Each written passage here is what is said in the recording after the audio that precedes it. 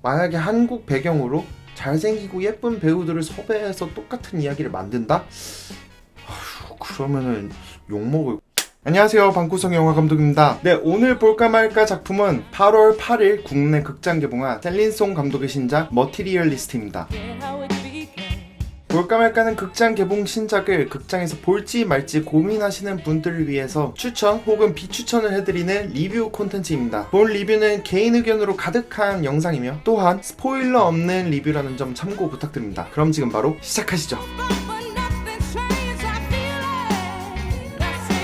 감독 셀린송은 23년 패스트라이프스로 영화계에서 인정을 받은 한국인 영화 감독입니다. 셀린송의 신작 머티리얼리스트 제작 발표를 예전에 접하게 되었을 때 요새 할리우드에서 가장 잘 나가는 배우죠. 페드로 파스칼, 크리스 에반스, 다코타 존스의 주연 작품이라 해서 와, 정말 이 감독 단시간 안에 핫한 감독이 되었구나 싶으면서도 한편으로는 불안했는데요. 전 개인적으로 셀린송 감독의 전 작품 패스트라이프스를 아주 실망스럽게 관람을 했기 때문인데요. 그 이유는 간단히 말씀드리자면 한국인에겐 너무나 익숙하고 뻔한 이야기를 할리우드화로 해서 만들었고 영화가 다루는 내용이 익숙하지 않은 다른 나라 사람들에겐 신선하게 다가와 인정을 받았을 거라 생각하기 때문인데요. 실제로 패스트라이프스가 미국에서 인정받은 만큼 한국에서는 그다지 인정을 받지 못했거든요. 혹시나 이번 영화도 마찬가지는 아닐까. 그래도 이번 신작 머티리얼리스트의 내용이 공개되자 보고 싶다는 생각이 들었는데요. 머티리얼리스트, 물질주의자죠. 모든 것을 객관적 정보로 치환하여 사람과 사람을 연결하는 결혼 정보 회사에서 아주 좋은 성과를 가지고 있는 매칭 전문가 루시가 어느 날 업계에서 유니콘으로 통용되는 160억 아파트를 소유한 부유하고 잘생기고 젠틀한 남자 해리로부터 대시를 받습니다. 그런 그녀 앞에 가난하고 직업도 불안정하고 집도 월 100만 원에 4명의 룸메와 함께 사는 전남친 존이 다시 등장합니다. 그녀가 사랑했지만 물질적인 이유로 헤어졌던 전남친이죠. 과연 루시는 누구를 선택하게 될지 혹은 다른 선택을 할지를 따라가는 이야기입니다. 아름답고 복잡한 뉴욕이란 낭만적 공간 설정에서 물질적으로 충만한 미남과 가난하지만 사랑이 있는 미남 사이에 낑겨 고민을 하는 판타지 같은 이야기지만 또 어떻게 보면 물질적인 것과 비물질적인 것 사이에서 연인들에겐 어떤 문제가 있을 것이며 또 우리는 왜 결혼을 하려고 하는 것이며 나아가서 사랑이란 과연 무엇일까까지 다루는 이야기로 예측되어서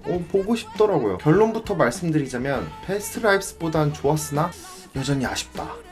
영화 초반에는 판타지를 과하게 낭만적으로 좀 포장하는데 이런 감상을 느끼면서 고개를 갸우뚱하면서 관람을 했습니다. 커리어도 완벽하고 대시를 하는 두 남자가 무려 페드로 파스칼과 크리스 에반스라뇨. 그리고 전 개인적으로 이 두 남자 캐릭터가 너무 능글맞고 느끼하더라고요. 물론 뭐 어떤 분은 좋았을지도 모르겠지만 전 조금 부담스러워서 약간 간질거리는 느낌이 들었습니다. 그렇다고 나쁘진 않았어요. 그렇지만 극이 점점 진행되면 될수록 몇몇 심도 있는 대화와 꽤 괜찮은 연출, 음악과 더불어 예상치 못한 한 사건으로 이 영화 꽤 깊이 있게 단단하게 이야기를 하고 있네? 이런 감상과 함께 주인공 루시에게 이입을 해서 관람을 할 수 있었습니다.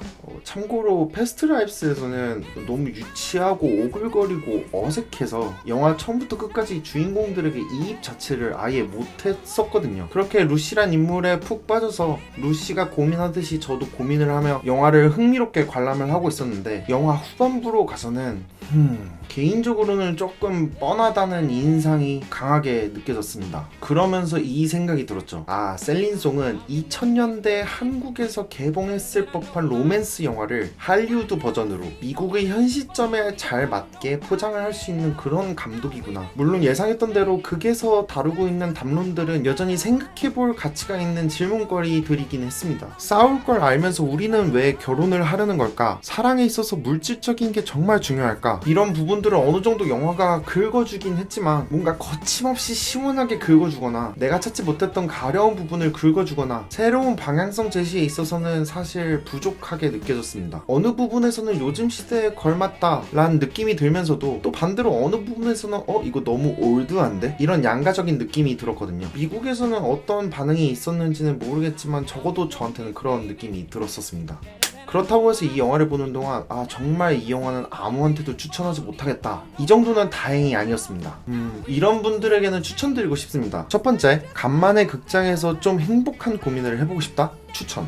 본인을 뉴욕에서 일하고 있는 아주 완벽한 미모의 다코타 존스에 이입해서 페드로 파스칼과 크리스 에반스 사이에 낑겨서 과연 난 누구를 선택할까? 이런 고민을 해보는 걸로 만족하겠다면 추천드립니다. 비아냥거리는 것 같지만 저는 어느 정도 이것만으로도 이 영화를 볼만한 가치가 있다고 생각합니다. 두 번째, 영화관에서 커플끼리 혹은 친구끼리 관람을 하고 대화를 나누기 어느 정도 적당한 영화라고 생각합니다. 딱히 문제를 일으킬 만한 장면 없이 살아가면서 한 번쯤은 고민해볼 법한 유용한 이야기를 영화는 풀어내고 있으니까요. 세 번째, 배우들의 호연과 뉴욕이라는 낭만적인 배경 설정, 이 두 가지도 꽤 큰 긍정적 요소라고 생각합니다. 오랜만에 스크린에서 확인할 수 있는 크리스 에반스의 전극 연기와 페드로 파스칼의 로맨스 연기는 볼만했습니다. 조금 부담스러웠지만. 그리고 마지막으로 패스트 라이프스를 긍정적으로 보셨다면 이번 영화도 실망시키지는 않을 작품이라고는 생각이 들었습니다. 패스트 라이프스보다는 다루는 이야기나 풀어내는 방법 자체가 조금 단순하다고 느껴지긴 했는데, 어쨌든 개인적으로는 패스트 라이프스보다는 훨씬 더 깔끔하고 논리적인 영화로 다가왔었습니다. 반대로 이런 분들에게는 이 영화를 추천해드리고 싶지는 않습니다. 물질과 사랑의 관계에서 새로운 방향성 제시를 기대하시는 분들이라면